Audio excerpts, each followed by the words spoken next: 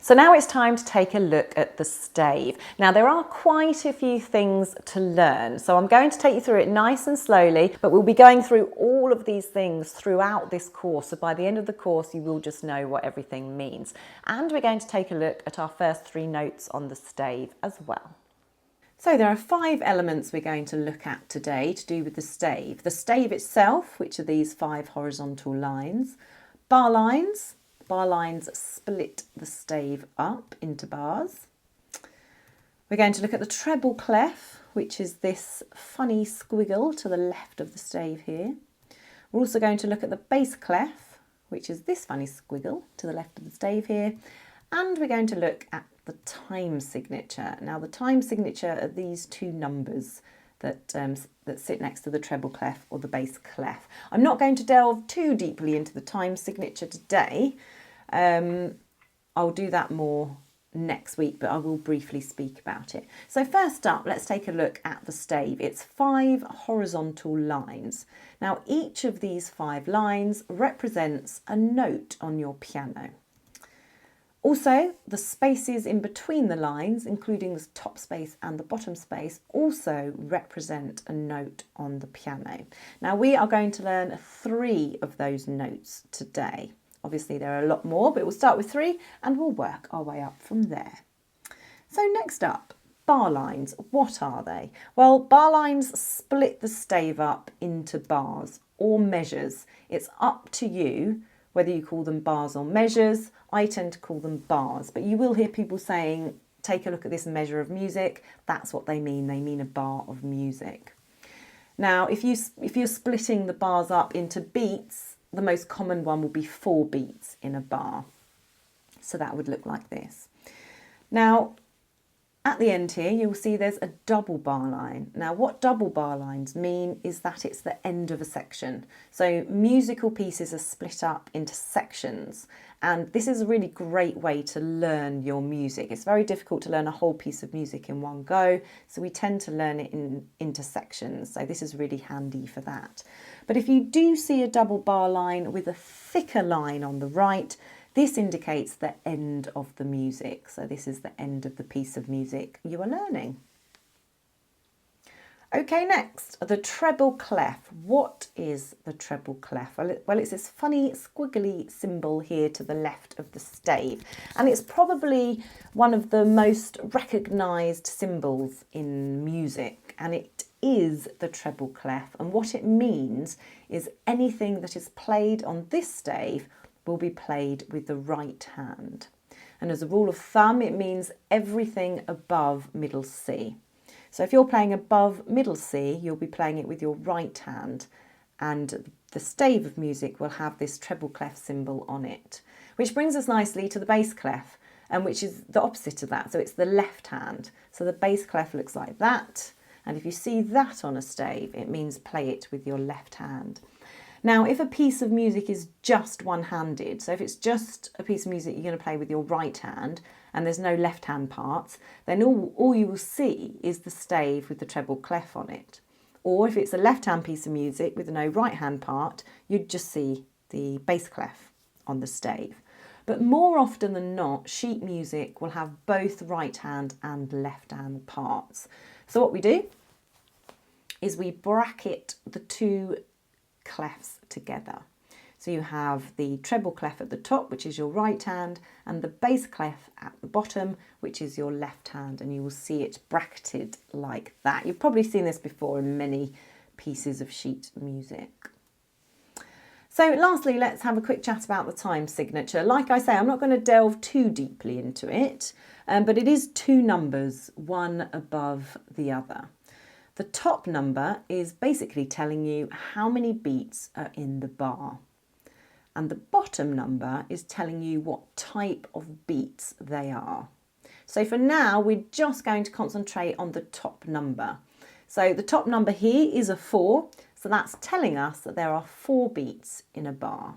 So if I was to write them in there, that's what it would look like. We can see it's a treble clef. We're going to be playing it with our right hand. And the top numbers are 4, so there's going to be 4 beats in each of our bars. So that's a quick outline of what all of these things are. Let's summarise. So the stave is the 5 horizontal lines. Now this is called a staff in the USA, but here in the UK we call it a stave. And it's the 5 horizontal lines that we're going to put notes onto, and each line and each space represents a different note on your piano. Next up we have the bar lines, single bar lines and double bar lines. This is what splits the stave into measures of music or bars of music. And do remember, if you see a thicker bar line at the end like this, that is indicating that it's the end of a piece of music. Next up was the treble clef, that funny squiggly thing on the left. And the treble clef means you play all the music on that stave in your right hand, and it will be above middle C. And then we had the bass clef, which means you play with your left hand and will be below middle C. And lastly, we have the time signature. Remember that the top number means how many beats are in the bar, and the bottom number tells you what type of beats they are, and we'll be talking more about that in the next lesson. So now we know what everything means on the stave, it's time to put some notes on there. For the purpose of this tutorial, we're going to use quarter notes, and remember that each quarter note is worth 1 beat. And we are going to learn middle C, D and E. So if I put that quarter note on the stave where middle C sits, it's actually the only note we're going to learn that is slightly off the stave. Middle C will always be in this position, and that's just underneath the stave. And to make this clear, we put a line through it. So that's a ledger line that we're putting through. And it just makes it nice and clear that this is indeed middle C. Now remember, this is a treble clef stave, so we'll be playing it with our right hand. Middle C will never be anywhere different. So whenever you see a note like this underneath the stave with its ledger line through it, just under the bottom line, that will always be middle C.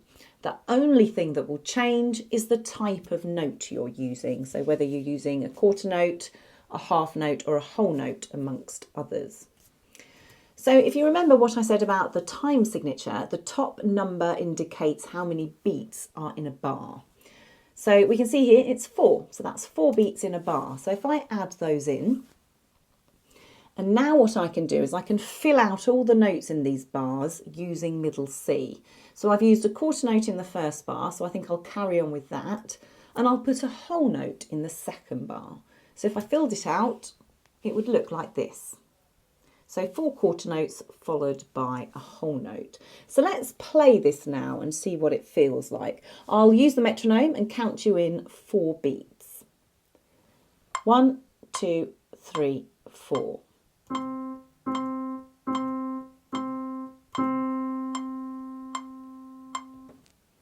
And there you have it. You've just played your first piece of music by sight reading.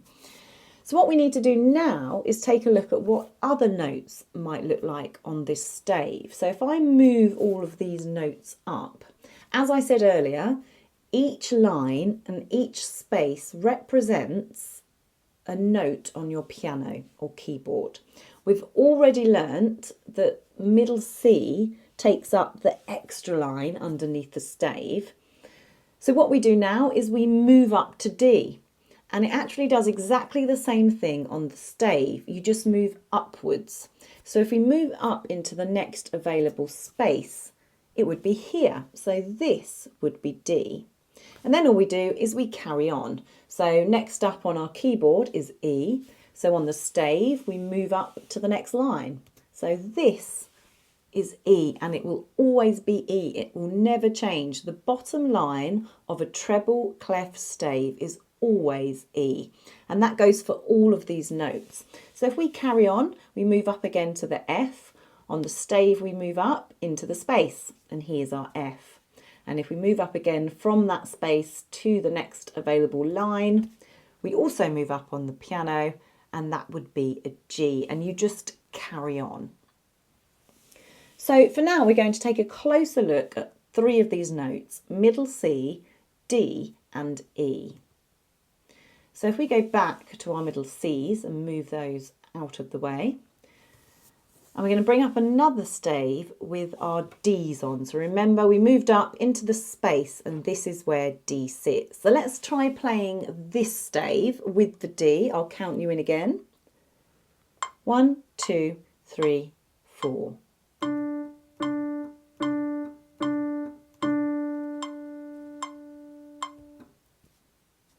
And there you have it. So next will be the E, the last one we look at. The note of E, which sits on the bottom line of the stave in our right hand in the treble clef, and here it is. So let's give this one a go. I'll count you in. 1, 2, 3, 4.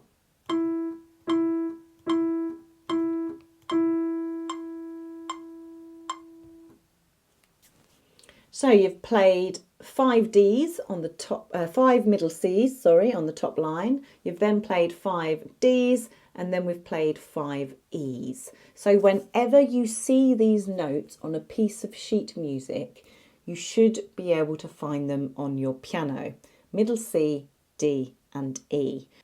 So it's going to take a while to get used to what everything means. We've only just scratched the surface of sight reading here, but of course we'll be using all of this stuff throughout the course. So don't worry if you can't remember now, it will just come over time. And the 3 notes that we've learned on the stave as well, we're going to use them in our song this week, so you'll be remembering them in no time.